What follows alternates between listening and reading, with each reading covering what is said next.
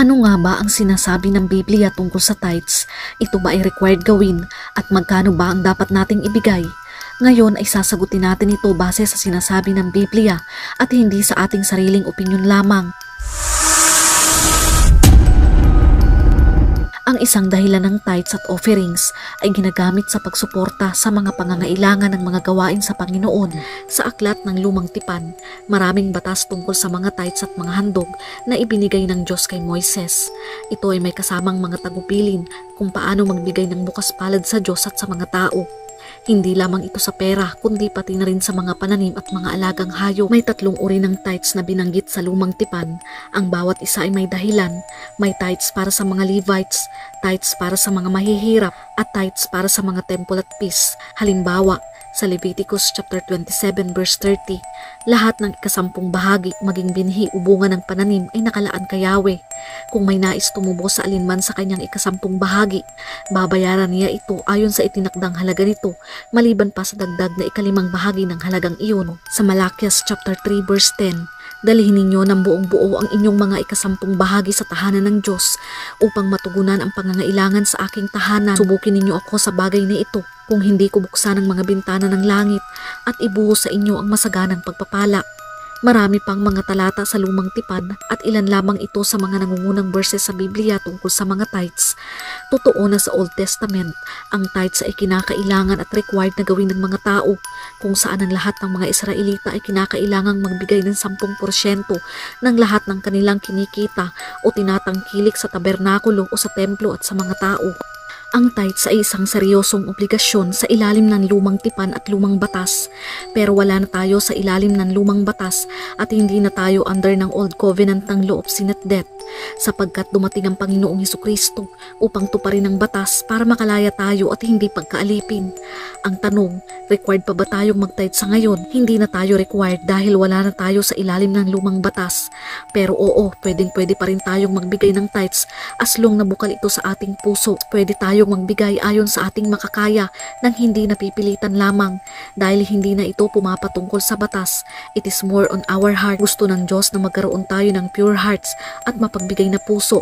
Sa 2 Corinthians chapter 9 verse 7, ang bawat isa ay dapat magbigay ayon sa kanyang pasya, maluwag sa loob at hindi napipilitan lamang, sapagkat iniibig ng Diyos ang nagbibigay ng may kagalakan.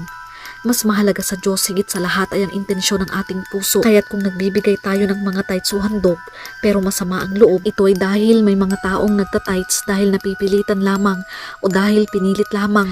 May mga ilang simbahan na kadalasang ginagamit ang ilang talata sa Biblia upang suportahan ang pagsasagawa ng sapilitang pagta-tithes. Hindi lahat, pero sad reality, marami ang ganitong prosperity preaching kung saan ay itinuturo lamang sa mga tao na basta mag-tithes lamang at mag-offering at makalipas ang ilang mga buwan, babalik ito ng doble o triple. Oo, totoo.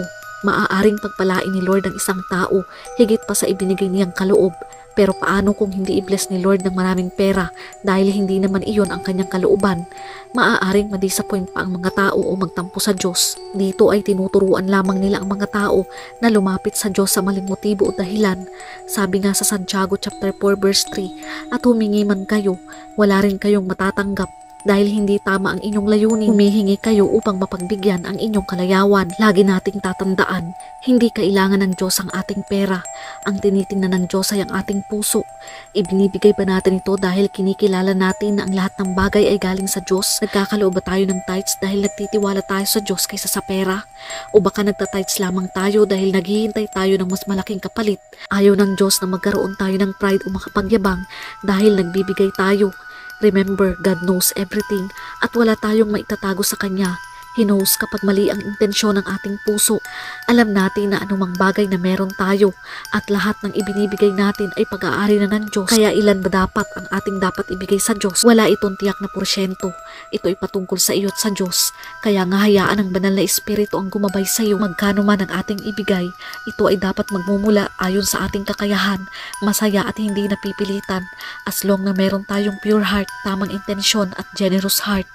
Mahalaga rin natin na malaman na ang mga pagta-tithes ay walang kaugnayan para sa salvation ng isang tao. Ang kaligtasan ay sa pamamagitan lamang ng genuine faith sa Panginoong Hesukristo, hindi sa pamamagitan ng paggawa ng mabubuting mga gawa tulad ng ikapu o tithes. Sa huli, Ang tithes at pag-aalay ay bukas palad at mga personal nating gawa na patuloy na gumaganap ng mahalagang papel sa pananampalataya at sa kaharian ng Diyos. Sinasalamin nito ang pagsunod, pasasalamat at suporta para sa simbahan at ang ating pagnanais na makitang umunlad ang gawain sa Panginoon sa mundong ito. Muli po, sana ay meron kayong natutunan. Patuloy nating ipalaganap ang mabuting salita ng Diyos. Ingat and God bless.